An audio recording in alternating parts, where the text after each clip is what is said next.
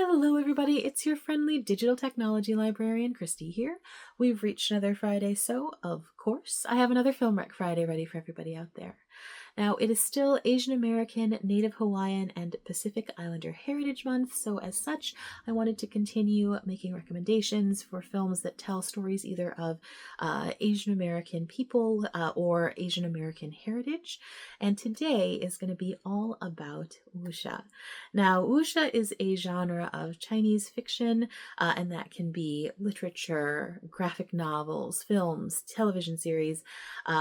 This genre basically focuses on adventures of martial artists in ancient China. That is a ridiculously broad generalization, but it just gives you a basic idea what you're going to be getting when you talk about a, say, wuxia film. So these martial artists generally follow some sort of code of chivalry that kind of leads them to right wrongs that have been done, to remove oppressive powers, or to mete out justice for some sort of misdeed that has been happening. Now, there are tons and tons of films out there that have that are considered wuxia classics. But at this point, I think probably the most famous one here in the West would be Crouching Tiger, Hidden Dragon, which came out in 2000. That's terrifying that is 24 years ago, but it still maintains a 98 point percentage on Rotten Tomatoes. When it came out, it was both a box office hit and a critical hit.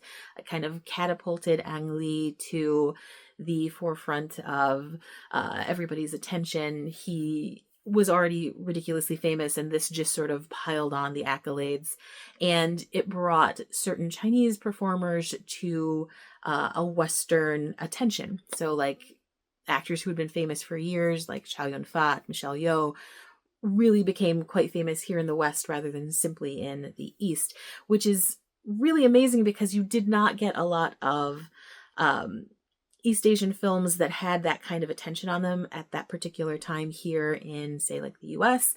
So I remember when that actually happened, I was so thrilled, and I had to drive a couple of hours away to see the movie in the theater, but it actually was in a theater that was playing semi near me. So it was just really exciting at the time. Now, there's so many more films beyond Crouching Tiger, Hidden Dragon, which is available, by the way, on DVD and Blu-ray via our CleveNet service. And today is going to focus on wuxia stories that are available via our streaming services. Now, as always, these recommendations are available to you entirely for free with the use of your Milan-Berlin library card. So without any further ado, let's get to those recs. Okay, my first recommendation for today is available via our aanhpi service, and that is 2002's Hero. So obviously at 2002, this was just a couple years after Crouching Tiger, Hidden Dragon hit the West, and so people were still really interested in this particular style of film.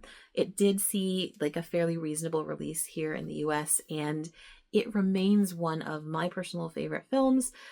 In Hero, we are following the story of this nameless fighter. He's played by Jet Li, and this fighter is being honored by the king for dispatching a number of the king's worst enemies, these deadly, dangerous assassins. So this is being told to us as the audience as if we were the king.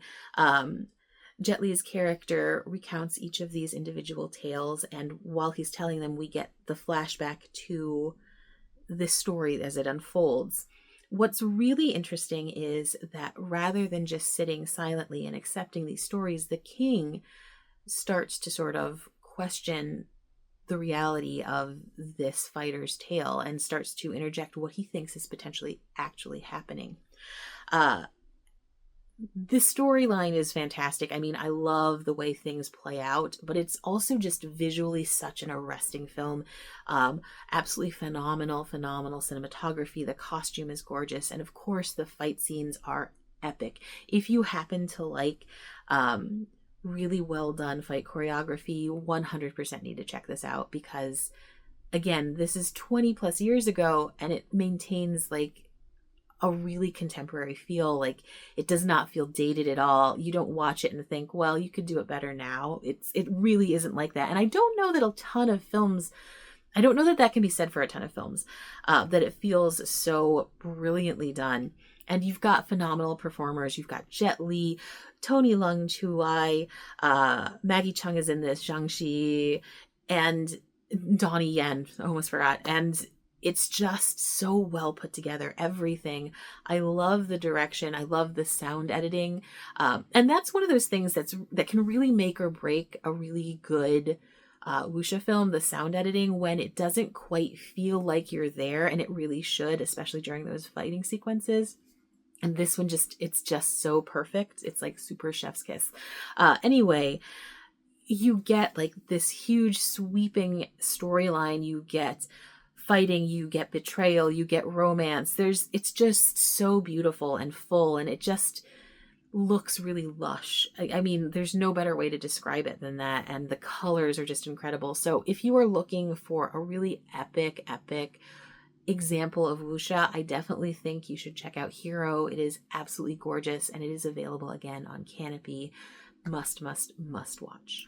Okay, my next recommendation is also available via Canopy, and that is 2006's Legend of the Black Scorpion. So when I was reading reviews, I wasn't really sure what to think about this particular film. I saw that critically it was not well received at all, but audience members seemed to really enjoy it. When that happens, and there's quite the sizable split between two stories, I tend towards the more audience side of things, and I'm happy to say that with Legend of the Black Scorpion, same old. I did really enjoy this one. I will say, though, that it is a very heavy story.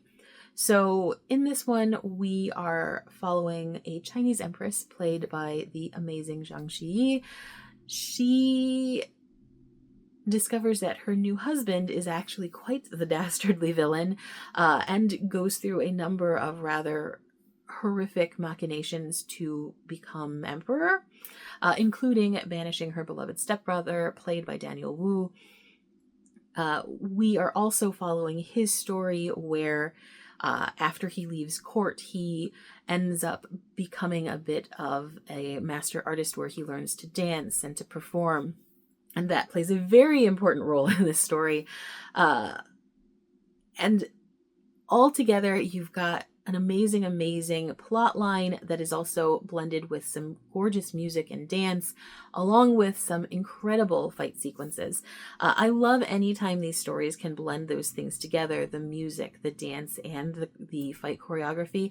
And that happens quite a lot, actually, which, again, right up my alley. In this, you are also getting the additional element of Legend of the Black Scorpion being a bit of a adaptation of Shakespeare's Hamlet. Just as a heads up, that's the trajectory of the story. So you can see why I said it is quite heavy.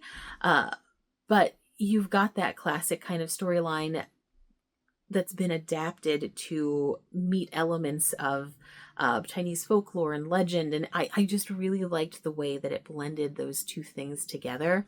The acting is really solid, and again, those fight scenes are amazing. You've got some fantastic wire work in this, and I always love really well done wire work. And then the theme song is fantastic. It's sung by Jane Zhang, who is just an amazing singer. If you have never heard her before, look her up on YouTube. She's wonderful.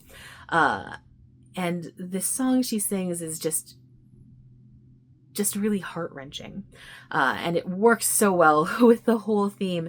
The beauty, the death, the brutality. It's one of those, again, that I really appreciate the blending of sensibilities and themes and everything all together. So if you are looking for a somewhat heavier story that does have all of this beauty mixed in with the death and destruction, make sure you check out 2006's Legend of the Black Scorpion. It is an excellent film. Okay, my final recommendation for today is available via our Hoopla service, and that is 2015's Into the Badlands. Now, Into the Badlands is a little bit of a departure from the other recommendations I made today, in that it is actually a U.S. television series that was on the AMC network. It ran for 3 seasons, and it was AMC's sort of attempt to bring a wuxia-themed story to the U.S. audiences on a weekly basis. So, Into the Badlands does not take place in ancient China. It actually takes place in this sort of post-apocalyptic world around 400 or 500 years in the future, where while some tech still exists, like war and crime has actually pushed the world as we know it into a kind of a feudal state otherwise. And it follows a warrior named Sunny, who is played by Daniel Wu. He was also in Legend of the Black Scorpion. And Daniel Wu's character is mentoring a young boy, and they go on this rather spiritual journey across the Badlands, which is very much this lawless area where, you know, as I mentioned, people have been pushed back into like a feudal state of mind where it's sort of survival of the fittest. There's some incredible fight choreography in this, and you've got like some really, really great characters that you do get to know across the course of the 3 seasons. And I love that because you've got that kind of time frame, you have a chance to really learn all of the little bits and pieces. It's not all shoved into just this hour and a half to 2 hours, where you get one impactful story and one chance to do it. You really get to sort of expand a lot of different storylines, a lot of different character backstories, and I really did enjoy that. And I like the whole idea of this futuristic feudal society. I think that was a really, really nice grabbing point for me as well. It is, as I mentioned, available on Hoopla. So with the 3 season, it will take a little bit of time to get through. You do get 10 checkouts per month though, so just keep that in mind. If you are looking for something with a little bit more of a modern sensibility and in English, of course, make sure you check out Into the Badlands. The 3 seasons are really quite a fun, fast watch. So definitely say it's worth checking out. Okay, so those were my recommendations for today. If you have any wuxia titles that you would like to recommend, please pop those in the comments below. If you have any recommendations for themes you'd like to see me cover in the future, definitely share those. I'm always looking for help with that. As always, thank you so much for joining me. I love putting these together. These are so much fun. It lets me look through our catalog and really do a deep dive onto what's on offer.